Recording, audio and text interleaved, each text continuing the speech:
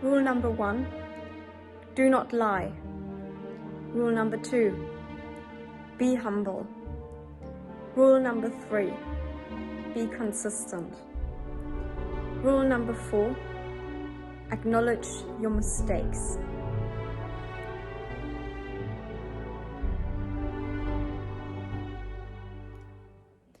What is the purpose of the culture and information war? To the authorities above us, we are all equally cheap horses on a carousel in a race against each other, a race that can never truly be won. The key to their dominance is to teach us black and white thinking until we are so colorblind that we don't perceive the small details in the bigger picture anymore. It is all about Democrat versus Republican, left versus right, vegan versus carnivore, feminist versus anti-feminist, climate realist versus climate alarmist. The same social justice promoting activists who praise unity and compassion shout their opponents down and push their policy demands towards a more totalitarian society. I don't typically like to talk about everyday politics because most current issues in the media are usually more about entertainment than education and information. Most public debates are just two sides of the same coin. Every movement provokes an equally controlled opposition. This tricks us into perceiving a diversity of opinions and freedom of speech that is not really there. Drama culture is at its peak, providing bread and circuses for us to make us feel like our life is more exciting and to give you the feeling of being involved in the global controversies, when really you're just another puppet in a global game. So when you think you are especially woke, when you are upset when a celebrity violates the social distancing protocol, that's exactly what you're supposed to do. You're supposed to be upset when a politician makes an outrageous, politically inappropriate statement, or you are supposed to be upset when you see a photo of a crying immigrant child or a plastic straw next to a trash can on the street. Effective propaganda for drastic change and restriction of your freedom starts with a subtle appeal to your emotions. The media deliberately incites irrelevant conflict, whilst major issues are being pushed under the big globalist rug of deception. A rug under which your former freedoms are already being held hostage.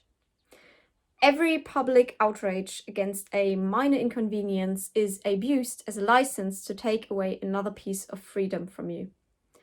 Only very few people try to push the rug away and expose the dirty and dark secrets that are branded with the label conspiracy theory. But if you want to keep your eyes open, you must do your research on those exact topics.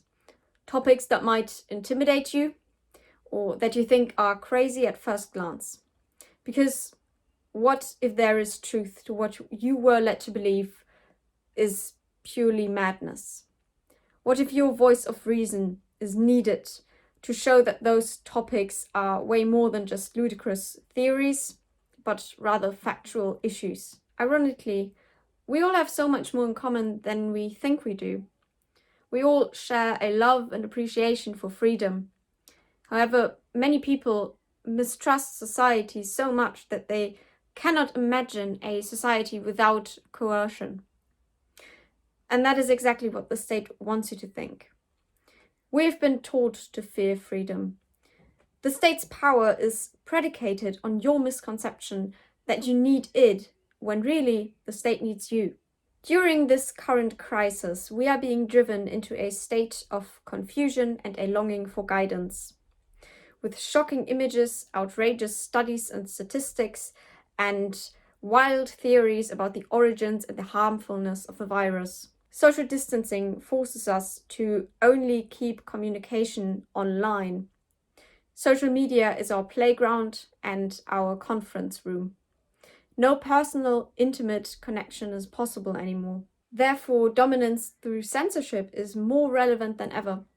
The global discourse is thrown out of balance by deliberate silencing and shadow banning of certain opinions. It is thus more important than ever that we are not afraid to speak up when we sense a threat to our freedom. I urge you to stay hopeful in these times, to take care of your health, mental as well as physical, and most importantly, to connect with your friends and family. We are supposed to lose trust in society, our closest companions, and ultimately even in ourselves. So, rule number 1, do not lie. If you don't lie, you can't be exposed for the shadows in your past and the darkness behind your words. There are enough liars and hypocrites out there, and they are parasites to our community. The invisible enemy is about way more than just the virus. The invisible enemy is the panic and how it manipulates us into becoming submissive puppets. Hope, however, keeps our freedom alive. So please remember, I don't want you to panic. I want you to think.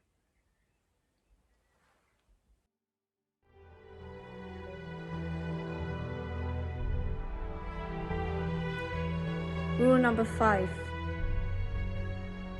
Always remember what matters the most.